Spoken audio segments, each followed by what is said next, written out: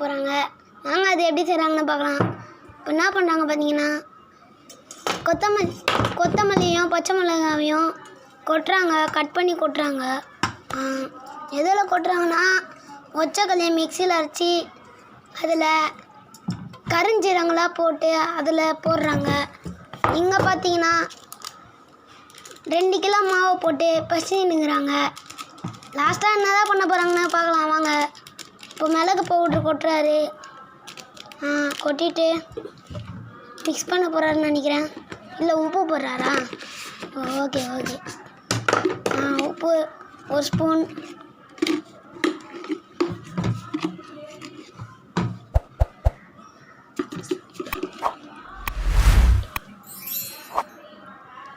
இதில் போடுறாங்க. அப்புறம்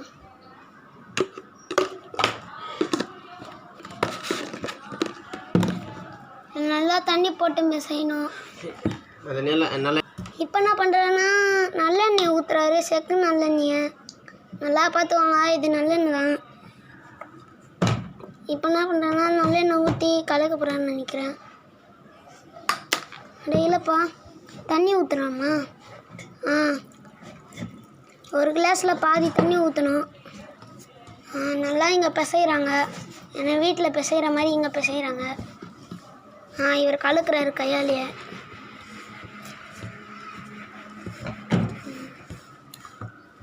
அப்புறம் என்ன பண்ணுறாங்க பார்த்தீங்கன்னா, இதில் மாவில் ஊற்றுறாங்க செக்க நல்லெண்ணெயை.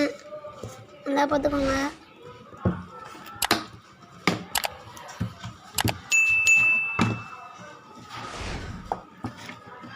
நல்லா பிசையணும். தண்ணி போட்டு நல்லா பிசைங்க. இவர் என்ன பண்ணுறாருன்னா, கலக்கி நிற்கிறாரு. இஞ்சி பூண்டு பேஸ்ட் போடலையே. அப்புறம் இஞ்சி பூண்டு பேஸ்ட் அறுக்கிறாரு, போடுறாரு. கொஞ்சமாக போடுறாரு. கொஞ்சமாக போடுங்க, அதிகமாக போடுறாதீங்க, நல்லா இருக்காது. நல்லா பிசைகிறாரு. நல்லா பிசையணும்.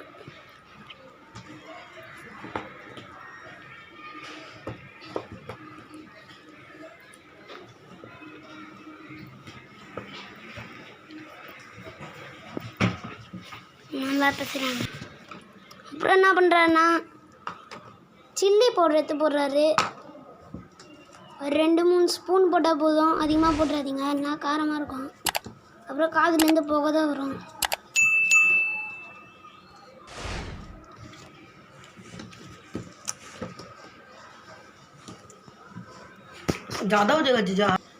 நல்லா பிசைங்க. பிசைகிற மாதிரி பிசைங்க.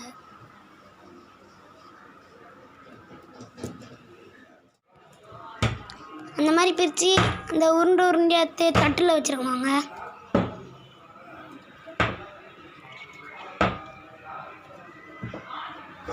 வச்சுட்டு அடுத்த மாவு எடுக்கிறாரு. இதுலேருந்து பாதி எடுத்து அதே மாதிரி பண்ணுறாரு.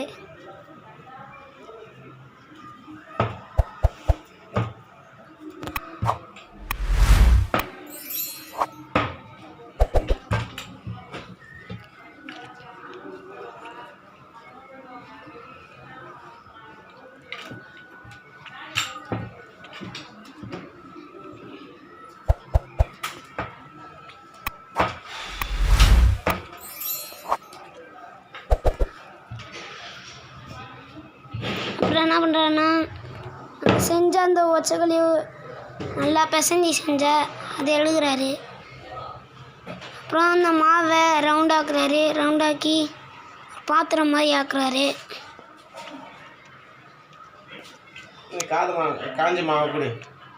அப்புறம் என்ன பண்ணுறாருன்னா, அந்த பவுடர் எடுத்து போடுறாரு. நல்லா பார்த்துக்கோங்க. போட்டு இது இந்த மாதிரி பண்ணுறாரு.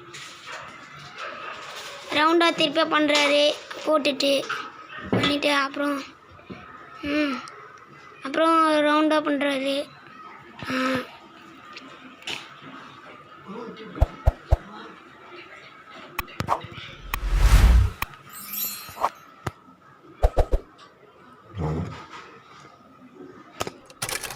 வந்துட்டோம். கடைசி மீதம் 2 இருக்குது. செய்யும் போது இந்த மாதிரி மேலே ஏதாச்சும் போடுவாங்க, இல்லைன்னா உங்கள் மேலே தான் பறக்கும் தூள்லாம். எப்படி செய்கிறாங்க பார்த்துக்கோங்க. நல்லா ஒரு கிண்ணம் மாதிரி ஆக்கிட்டு அதில் அந்த நம்ம செஞ்ச அந்த சத்து பவுடர் எடுத்து போடுங்க. ஒச்சக்கடலை பவுடரை எடுத்து போட்டு ஒரு பாக்கெட்டு மாதிரி அப்படியே அதை ரவுண்ட் ஆக்குங்க. ரவுண்ட் ஆக்கி அது மிச்சம் இருக்கிறத அங்கே வைங்க. அப்புறம் என்ன பண்ணணும்னா எடுத்து இதோ இந்த மாதிரி பண்ணிக்கோங்க. இந்த மாதிரி ஷேப்பில் பண்ணிவிட்டு அதே மாதிரி திருப்பி பண்ணுங்க. எங்கள் வீட்டில் இப்போ எத்தனை வந்திருக்குன்னு தெரில, இனி தான் பார்க்கணும்.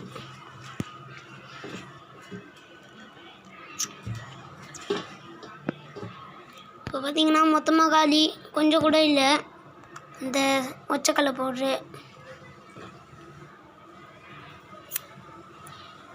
இப்போ முடிச்சிட்டாங்க. இப்போ என்ன செய்ய போகிறாங்க? இப்போ என்ன பண்ணுறேன்னா சப்பாத்தியை உருட்டை கட்டியை வச்சு பண்ணுற மாதிரி பண்ணுறாரு. கொஞ்சம் பவுட்ரு மேலே போட்டு பண்ணுங்க, அப்போ கொஞ்சம் நல்லாயிருக்கும்.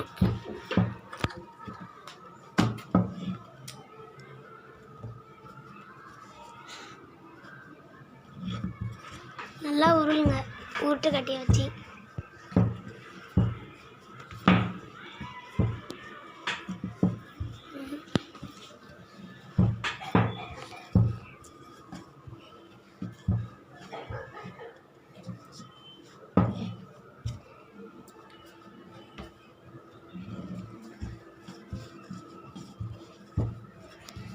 மூணு ஆயிருக்கும்.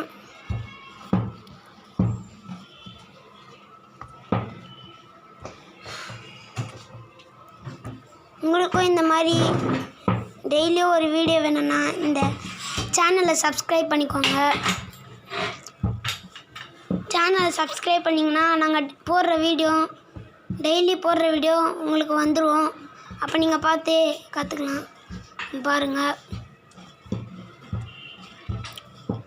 நல்லா இந்த மாதிரி உருட்டுங்க.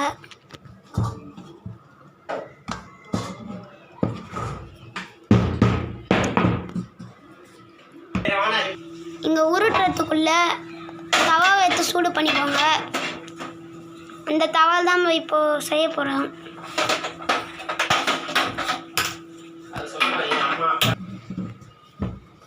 இப்போ இந்த சப்பாத்தி எடுத்துன்னு போய் எங்கள் அம்மா கிட்ட கொடுக்க போகிறேன்.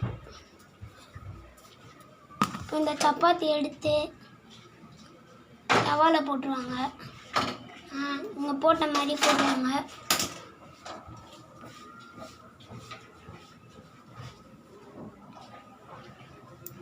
ஸ்பீடாகவே வச்சுக்கோங்க.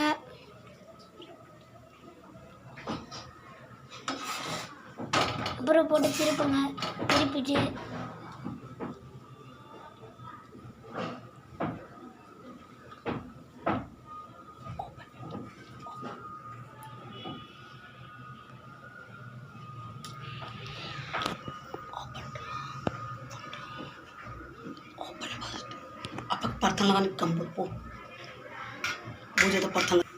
அப்புறம் என்ன பண்ணுவீங்கன்னா அது மேலே கொஞ்சம் எண்ணெய் போடுங்க.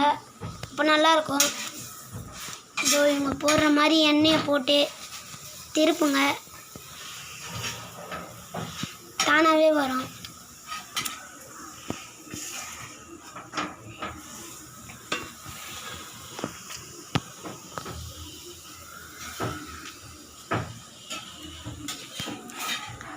இந்த வீடியோ பார்க்குற எல்லோரும் எங்கள் அம்மா அப்பாக்காக ஒரு சப்ஸ்கிரைப் லைக் போடுங்க. நான் அவங்க 2 பேருக்கும் கால் முடியாது, ஆனாலும் செய்கிறாங்க. டெய்லியும் வீடியோ எடுத்து போடுறாங்க. நீங்களாம் சப்ஸ்கிரைப் பண்ணிங்கன்னா நாங்கள் டெய்லியும் ஒரு வீடியோ போட முடியும். எல்லாம் முடியாது. நல்லா பாருங்கள். இப்போ சப்பாத்தி மாதிரி வெந்திருக்கும்.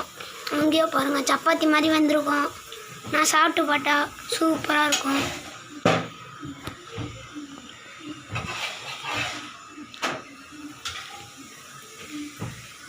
நிறைய எண்ணெய் போட்டுறாதீங்க.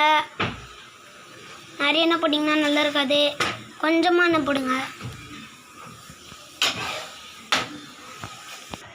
இங்கே செய்கிறது எங்கள் அப்பா தான், வேறு யாருமே இல்லை. கால் அப்படி இருந்தால் அவர் செய்கிறாருன்னா அதுக்கு ஒரு சப்ஸ்கிரைப் ஆச்சு வரணும். பார்க்குற எல்லோரும் சப்ஸ்கிரைப் அண்ட் லைக் பண்ணுறேங்க. முக்கியமாக ஷேரு பண்ணுங்கள். வேறு ஏதாச்சும் டிஷ்ஷு செய்யணுன்னா கமெண்ட்டில் சொல்லுங்கள், நாங்கள் செய்கிறோம். இதை செய்கிறது எங்கள் அம்மா.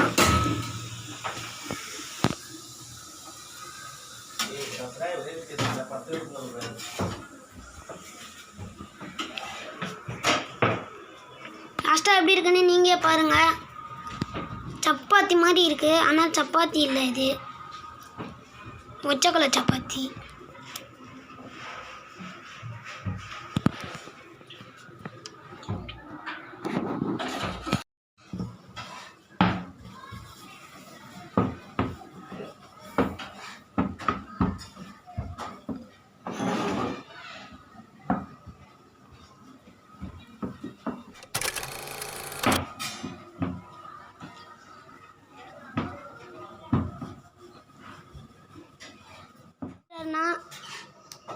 தக்காளியை வெட்டிட்டு பச்சை மிளகா அது மேலே இருக்க தண்டை வெட்டி ஒடிச்சிட்டு உள்ள கொத்தமல்லியை போட்டு எலுமிச்சை புளிகிறாரு. அப்படியே என்னப்பா செய்கிற? புதினா அது கொத்தமல்லி சட்னி. ஓ அப்படியா, கொத்தமல்லி சட்னி அண்டு ஒச்சக்கல்ல சப்பாத்தி சூப்பராக இருக்கும். லாஸ்ட்டாக நம்ம டேஸ்ட் பண்ணி பார்க்கலாம். பூண்டை போடுறாரு, பார்த்துக்கோங்க. 2 பல்லு போடுங்க பூண்டு, 2 3 5 பல்லு கிட்ட போடுங்க பூண்டு.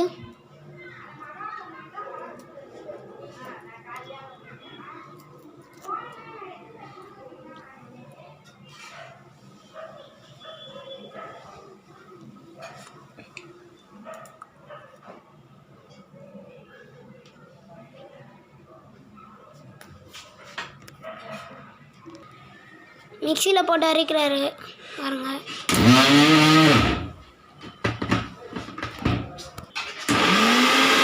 எல்லாம் போட்டு அரைங்க.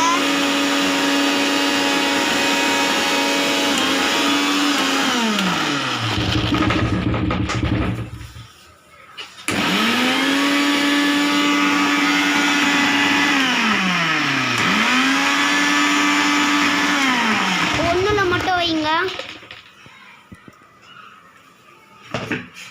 இன்னும் சட்னியாகவே ஆகலை. அப்புறம் திறந்துட்டு தண்ணி போட்டு மூடிடுங்க. மூடிட்டு ஆன் பண்ணுங்க.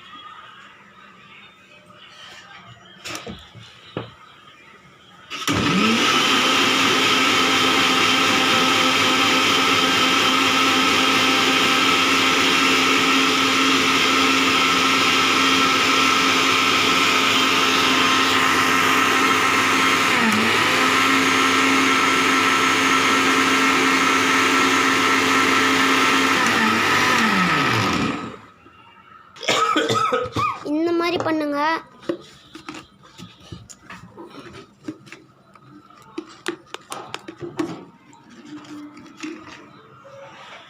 கொஞ்சோண்டு உப்பு போடுங்க.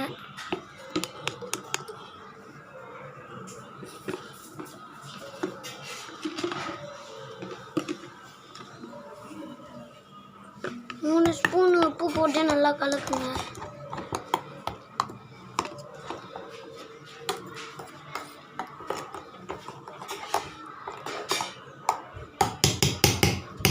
ஆஃப் பண்ணு.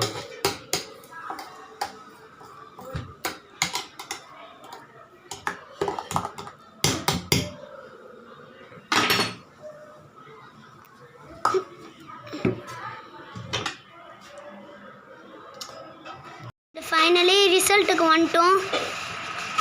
நம்ம செஞ்ச சப்பாத்தியும் அண்டு சட்னியும் சேர்த்து சாப்பிட்டுப்போம். எப்படி இருக்குப்பா? சூப்பராக இருக்கா? அண்ட் இது உள்ளே திறந்து பாருங்கள், நம்ம போட்டதெல்லாம் இருக்கும் பாருங்கள். போட்டதெல்லாம் அப்படியே இருக்குது. அண்டு சூப்பராக இருக்கும். சரி நம்ம கொஞ்சம் டேஸ்ட் பண்ணலாம். கைஸ் விடுதே.